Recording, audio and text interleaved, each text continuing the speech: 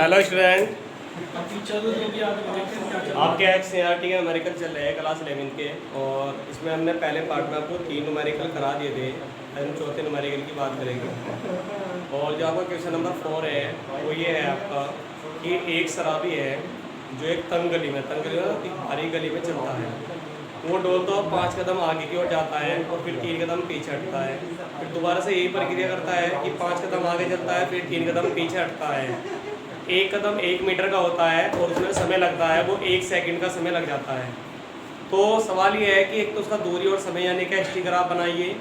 दूसरा सवाल ये है कि जहाँ से शराबी चलना शुरू करता है वहाँ से 13 मीटर की दूरी पर एक गड्ढा होता है, उस गड्ढे में गिरने में उसे कितना समय लगता है। तो मैं आपको क्लियरली समझा देता हूँ। देखिए, सबसे पहली बात तो यह है कि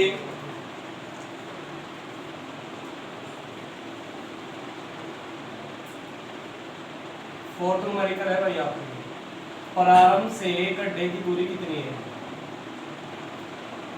प्रारंभ से गड्ढे की दूरी, पहले से गड्ढे की दूरी है वो 13 मीटर है भाई, ठीक है।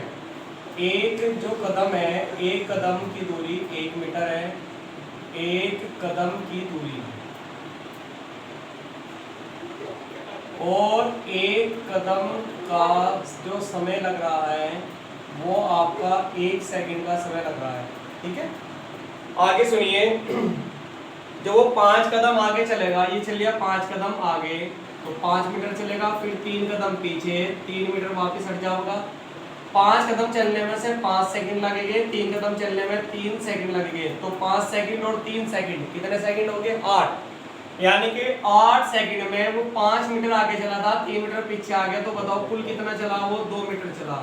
तो यहाँ पर ये बात क्लियर हो जाएगी आपकी कि 2 मीटर दूरी तय करने में लगा जो समय है आपका, वो कितना समय लग रहा है? 8 सेकंड लगेगा, ठीक है भाई। दोबारा फिर यही करेगा, अगले 2 मीटर चलने में 5 कदम आगे तो 3 कदम पीछे, फिर 2 मीटर चलेगा, फिर 8 सेकंड लगेगा। फिर 2 मीटर चलेगा, 5 कदम आगे 3 कदम पीछे, फिर उसे 8 सेकंड लगेंगे। फिर 5 कदम आगे 3 कदम पीछे, फिर 2 मीटर की दूरी तय करेगा, वहां भी उसे 8 सेकंड। 2 मीटर 4 6 और 8, ये 8 मीटर की दूरी जब तय हो जाएगी, यहाँ से शुरू से लेकर 8 मीटर की दूरी तय होगी। हो 8 मीटर की दूरी तय करने में से 8 सेकंड 8 सेकंड 8 सेकंड 8 चौक 32 सेकंड लग जाएंगे। समझिए सवाल को। अब आपकी जो टोटल दूरी थी वो 13 मीटर थी। समझने की कोशिश करें, शुरू से लेकर दूरी थी टोटल वो 13 मीटर थी।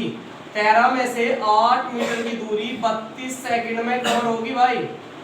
आगे दूरी बताओ कितनी बची हो? 5 मीटर, ठीक है। अब होगा ये कि जैसे शराबी यहाँ से आगे की ओर चलेगा, 5 कदम चूंकि पहला आगे चलता है और 13 मीटर के बाद यहाँ गड्ढा है, तो अभी 5 कदम आगे चलने के बाद 3 कदम पीछे हट ही नहीं पाएगा, सीधा गड्ढे में गिर जाएगा। अब ये लास्ट पॉइंट पर आ गए, 3 कदम नहीं हटेगा पीछे। तो अगली जो 5 मीटर की दूरी तय करेगी, यहाँ समय लगेगा 5 सेकंड, यहाँ समय कितना लगा? 32 सेकंड, और लास्ट के 5 तय करने में कितना लगा? 5 सेकंड। 32 और 5 37। सवाल उसका यही था कि शुरू से गड्ढे में गिरने में यानी कि 13 मीटर की दूरी चलने में उसे कितना समय लगेगा? तो समय लगेगा 37 का सेकंड, ठीक है। तो यहाँ पर आप ये बात क्लियरली समझ गए होंगे। नोट्स में आपको मेंशन है कि 2 मीटर में इसी तरह 8 मीटर दूरी तय करने में लगा समय हो गया 32 सेकंड। इन लास्ट में 5 मीटर दूरी चलने पर, आगे चलने पर शराबी गड्ढे में गिर जाएगा भाई, गड्ढे में गिर जाएगा। तो जब वो गड्ढे में गिर जाएगा तो कुल समय जो आपका लगेगा, कुल समय बराबर वो हो गया 32 और लास्ट में 5, 32 और 5 37 सेकंड, ठीक है। अब आपसे पूछा है एक्सटी ग्राफ बनाइए, दूरी और समय का ग्राफ बनाइए। तो बड़ा सिंपल है, एक अक्ष पर दूरी ले लेंगे, एक अक्ष पर समय। यहाँ समय ले लीजिए, यहाँ पर दूरी ले लीजिए। दूरी का वही 2 4 6 8 10 12 14, 2 4 6 8 10 12 14। समय लीजिए, 5-5 सेकंड का अंतराल ले लें, 5 10 15 20 25 30 35 40। 5, 10, 15, 20, 25, 30, 35 और 40। पहले 5 कदम आगे फिर 3 कदम पीछे, इस तरह से ये ग्राफ बन जाएगा। इसके जो ग्राफ के कोऑर्डिनेट होंगे वो मैंने आपको लिख रखे हैं, इसका कोऑर्डिनेट क्या होगा, ये क्या होगा, ये क्या होगा, सब लिखा होगा। ठीक है भाई। नेक्स्ट क्वेश्चन है भाई आपका,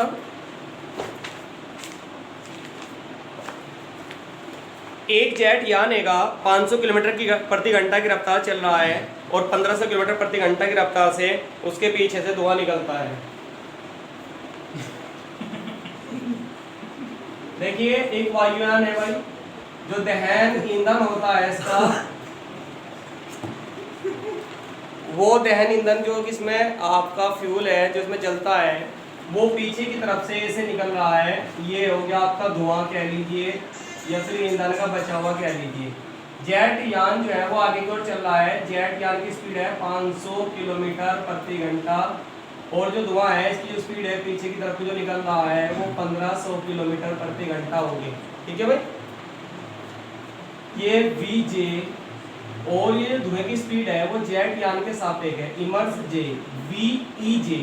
वीईजे का मतलब इमर्स धुआं बचा हुआ, जे का मतलब जेट यान। ठीक है। तो आपसे पूछ रहा है कि इसका जो वीई की वैल्यू होगी, जो ये धुआं निकल रहा है, या फिर इसका नाम दे रखा है इन्होंने दहन, दहन जो उत्पाद बाहर निकल रहे हैं जमीन पर खड़े हुए के सापेक्ष उसकी चाल क्या होगी, वीई का मान आपको ज्ञात करना है। ठीक है। वीजे की जो मैं वैल्यू लूंगा वो देखिए आदमी यहाँ पर खड़ा हुआ है, वायुयान आदमी दूर जा रहा है, अपोजिट दिशा में जा रहा है, तो मैं यहाँ पर जो ये वैल्यू लूंगा आपकी, तो मैं वीजे की जो वैल्यू लूंगा वो -500 किलोमीटर प्रति घंटा लूंगा। वीईजे, ईजे ये सापेक्ष वेग है, ये 1500 किलोमीटर प्रति घंटा। चूंकि ये धुआं निकल रहा है वो आदमी की ओर आ रहा है, इसलिए प्लस का लिया जाएगा। आपको वीई ज्ञात करना है, ये आपका सवाल है। तो यहाँ पर क्या करेंगे, सापेक्ष वेग का फॉर्मूला लगा दिए, वीईजे बराबर वीई माइनस का वीजे। हमें वीई की वैल्यू ज्ञात करनी है, तो वीई की वैल्यू आएगी वीईजे और प्लस का वीजे। वीईजे का मान है प्लस का 1500, प्लस ही हो गया माइनस का 500, ये बन जाएगा 1000 किलोमीटर प्रति घंटा। इस तरह से आपका सॉल्यूशन आता है। ठीक। एक और सवाल आप देखिए, इसमें आपसे कह रहा है कि एक सीधे राजमार्ग पर कोई कार है 126 किलोमीटर प्रति घंटा की रफ्तार से चल रही है। एक कार है भाई 126 किलोमीटर प्रति घंटा की रफ्तार से जा रही है, और आगे कह रहा है आपसे कि 200 मीटर की दूरी पर उसे कार को रोक दिया जाता है। 200 मीटर की दूरी पर उसे रोक दिया, एक समान मंदन को मानिए और उसके रुकने का समय ज्ञात कीजिए, और उसका मंदन, मंदन त्वरण और मंदन में क्या हो, मंदन माइनस का होता है, बस ये फर्क होता है। तो क्वेश्चन नंबर आपका 6 है सर जी। क्वेश्चन नंबर 6 पे है, कार की चाल दे रखी है वो 126 किलोमीटर प्रति घंटा, v बराबर 126 किलोमीटर प्रति घंटा। दूरी जो जहाँ पर इसे रोक दिया, s बराबर 200 मीटर की दूरी पर रोक दिया, और आपको क्या ज्ञात करना है, एक तो मंदन ज्ञात करना है, ठीक, और एक आपको समय ज्ञात करना है, कितना समय लगे। बात समझिए, शुरुआत में कार की जो स्पीड थी, से प्रारंभिक वेग u मानेंगे, लास्ट में चूंकि उसे रोक दिया तो अंतिम वेग कितना हो जाएगा, 0 हो जाएगा आपका। किलोमीटर प्रति घंटा को मीटर पर सेकंड में चेंज करने के लिए 5/18 से गुना करते हैं। ये हो जाएगा आपका 18 से गुना करेंगे तो ये वैल्यू आएगी 18 पंजे 90 36, 18 सते और 7 पंजे 35। ठीक है, मीटर पर सेकंड वैल्यू हो जाएगी आपकी। क्लियर है। गति के समीकरण आपको यहाँ पर लगाने हैं। पहले मैं लगाता हूँ तीसरा समीकरण, v² बराबर u² प्लस 2as होता है, लेकिन मैं लिखूंगा -2as। माइनस जो वर्ड मैंने लिया है वो इसलिए लिया है क्योंकि मंदन है, मंदन वैल्यू नेगेटिव है। तो v की वैल्यू 0, इसका होल स्क्वायर, u की वैल्यू बताओ कितनी हो जाएगी, 35 है आपका, 35 का होल स्क्वायर माइनस के 2, a की वैल्यू याद करनी है, इसका मान 200, 200 दूनी 400, इधर आके प्लस का हो जाएगा तो ये वैल्यू रहेगी 401, 35 होता है आपका 1225, तो a की वैल्यू फाइंड कर लोगे 1225 और बटे में 400 सोल्व कर लीजिए। ठीक है, सोल्व करा के जो आपकी वैल्यू आएगी कि वो वैल्यू आ जाएगी 3.06 इतने मीटर प्रति सेकंड स्क्वायर। इसके बाद ये तो पहले का आंसर था भाई, सेकंड का जो आपका आंसर होगा उसके लिए आप पहले के समीकरण लगाते v बराबर u माइनस ए टी।